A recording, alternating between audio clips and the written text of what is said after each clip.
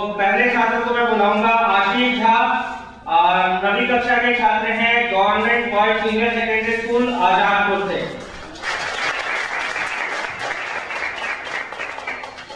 समय शुरू होता है जब मैं कहूंगा।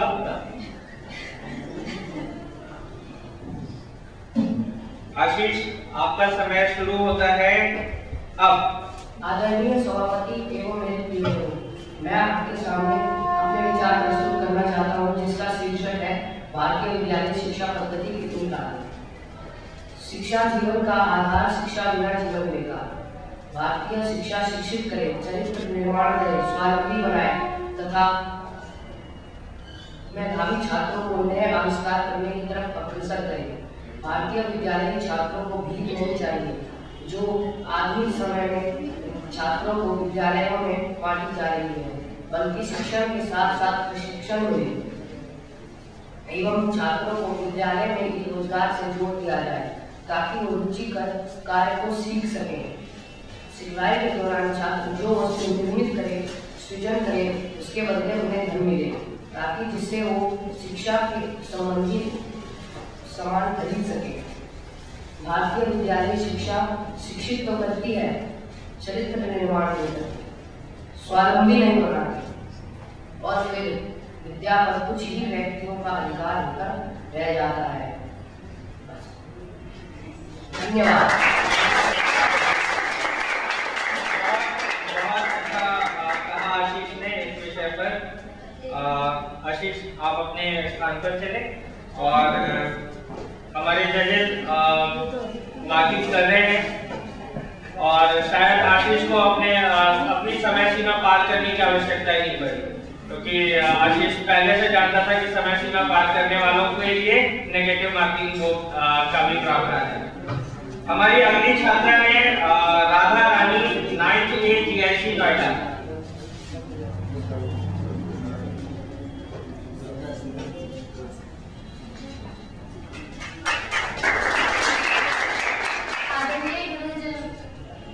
राधा, आपका समय शुरू होता है अब।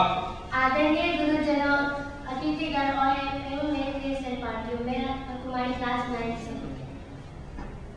जैसा कि हम जानते हैं कि शिक्षा हमारी सार्वजनिक अधिकार है, लेकिन हम सही जानकारी के अभाव से इससे वंचित रह जाते हैं। हमारे विद्यालयों में सरकार के द्वारा मुफ्त शिक्षा प्रदान कराई गई है, लेकिन अभी भी हमें सही जानकारी के अभाव से हम इससे वंचित रह जाते हैं, जिस कारण बहुत से बच्चे अभी भी ऐसे हैं जो हमें सड़कों पे भीख मांगते या दुकानों में कार्य करते हुए पाए जाते हैं। हमारे देश में ऐसे कुछ राज्य हैं जहाँ पे, जैसे केरला, वहाँ पे 100% लोग शिक्षित पाए जाते हैं। हमें अपने विचारों को सही मार्गदर्शन कराना है, जिससे जो गरीब बच्चे होते हैं वो शिक्षा प्रदान करें। धन्यवाद। आपका समय शुरू होता है अब। सभागार में उपस्थित सभी अतिथिगण और बुद्धिगणों को मेरा नमस्कार। मैं गीता, राजकीय इंटर कॉलेज नोएडा से भारत की अर्थव्यवस्था में उच्च शिक्षा का निजीकरण, कभी विडंबना कभी सुनहरा अवसर विषय पर अपने विचार व्यक्त करना चाहती हूँ। न देखो वेश, न देखो भाषा, न देखो वेश, सबकी चाहत यही है साक्षर हो अपना देश। हम सभी की प्राथमिकता यही होती है कि हम उच्च शिक्षा प्राप्त करें और अपने जीवन को अच्छी तरह व्यतीत करें। 12वीं तक तो हम सभी आसानी से शिक्षा प्राप्त कर लेते हैं, परंतु असली परीक्षा उसके बाद शुरू होती है, जब बोर्ड के रिजल्ट निकलने के बाद लाखों स्टूडेंट निश्चित कॉलेजों की तरफ भागते हैं। वहाँ हायर स्कोर करने वाले तो आराम से सीट पर कब्जा कर लेते हैं, पर 80 से नीचे वाले, उनके लिए कोई विकल्प नहीं रह जाता। उनके लिए सिर्फ एक ही विकल्प होता है, वो है निजी संस्थानों में एडमिशन। वहाँ सभी को अपने अनुरूप सभी चीजें उपलब्ध हो जाती हैं, अच्छी शिक्षा, अच्छा हॉस्टल। वो लोग औरों से ज्यादा बेटर हमें पढ़ाते हैं। वो IIT की तैयारी करवा सकते हैं, IAS हमें पूरा ट्रेन कर देते हैं वो लोग। पर जिनके पास पैसे नहीं उनको ये चीजें उपलब्ध नहीं हो सकती। यहाँ एक तरफ हम देखते हैं कि निजी संस्थान हमें सब कुछ उपलब्ध करा रहे हैं, पर वही लोग जिनके पास पैसा है, पर वो क्या करें जिनके पास पैसा नहीं है। और अंत में मैं यही कहना चाहती हूँ, धन्यवाद। लक्ष्मी, आपका समय शुरू होता है अब। राज्य पूजते राज्य, विद्वान सर्वत्र पूजते। आदरणीय निर्णायक मंडल, अतिथिगण और यहाँ के सभी उपस्थित जनों को मेरा नमस्कार। मेरा नाम लक्ष्मी का है। मैं इंडियन नेशनल स्कूल की 12वीं की छात्रा हूँ। आज का विषय है भारतीय अर्थव्यवस्था में उच्च शिक्षा का निजीकरण, कभी सुनहरा अवसर तो कभी विडंबना। मैं इसके बारे में ज्यादा तो नहीं जानती, परंतु आज मुझ जैसे लोगों के लिए शिक्षा प्राप्त करना मुश्किल ही नहीं नामुमकिन होता जा रहा है। मैं फ्यूचर में बैंक मैनेजर बनना चाहती हूँ। इसके लिए मुझे किसी अच्छे संस्थान से MBA करना पड़ेगा।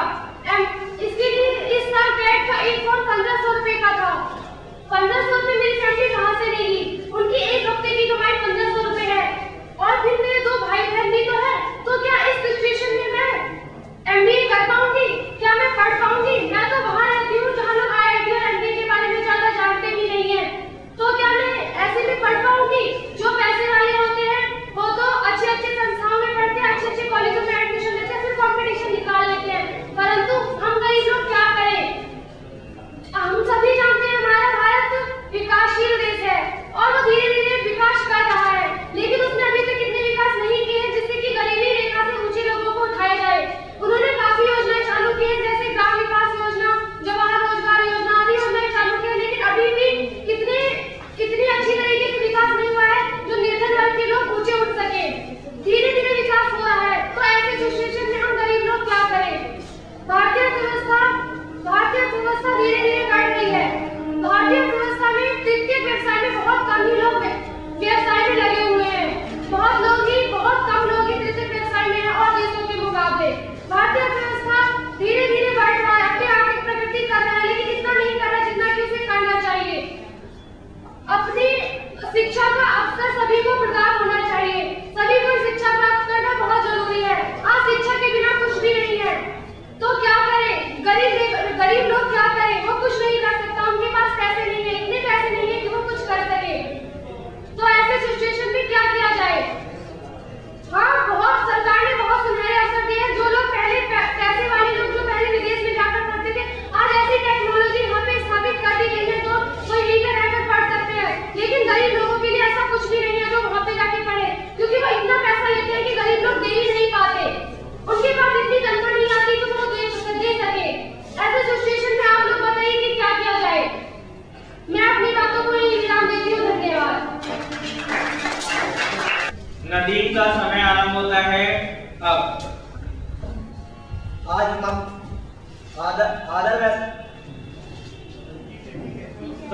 आदर व सम्मान के मुख्य अतिथि अमरकांत झा, पवन कुमार ठाकुर और अनेक विद्यालय अध्यापक को मेरा प्रणाम और मेरी बहनों और भाइयों को मेरा नमस्कार।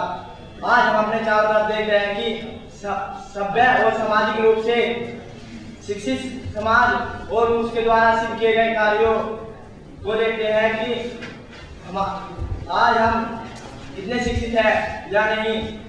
और जब कोई सभ्य समाज में असभ्यता घटना घटती है तब हमारी हमें अंतरात्मा दुखाने लगती है, और वास्तव में यह और जो दिशा को प्रदान करने वाले साधन होते हैं उनमें सुधारने की कोशिश करते हैं और सोचने में मजबूर हो जाते हैं कि वास्तव में हमारी शिक्षा पद्धति कितनी कारगर है। हमारी शिक्षा पद्धति जीवन मूल्यों का वर्णन तो करती है, लेकिन वास्तव में यह मूल्य कहाँ तक धारण हुए है इस बात का मूल्यांकन नहीं करती।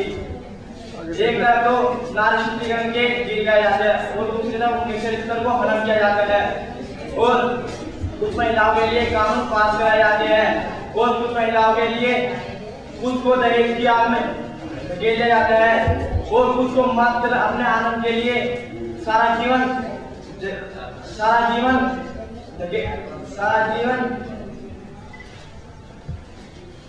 अंधकार में बिताने के लिए धकेल जाता है। क्या ये हमारे देश की नीति है? क्या इसी के वर्गों में समाज शिक्षित और सभ्य की कामना की जाती है? हमारे देश की शिक्षा नीति ऐसी होनी चाहिए कि समानता के साथ स्वतंत्रता जीने की और भ्रष्टाचार और अनाचार के साथ शक्ति रखती हो महिलाओं। और हमें भी साथ साथ अपने जीवन के आदर्श और मूल्यों को अपनाकर एक राम राज्य जीवन जीने की प्रतिज्ञा करनी चाहिए। और हमें हर रोज अपनी माँ बहनों और दूसरी औरतों एवं महिलाओं का सम्मान करना चाहिए और उन्हें इज्जत देनी चाहिए। जय हिंद।